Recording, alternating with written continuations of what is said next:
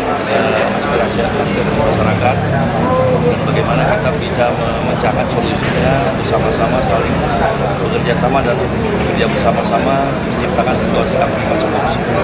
Jadi kegiatan ini tadi ada interaksi dialog antara polisi dengan masyarakat, dan ini bukan hanya di Banda Aceh, tapi dilakukan juga di seluruh Polres jajaran yang ada di Polda Aceh.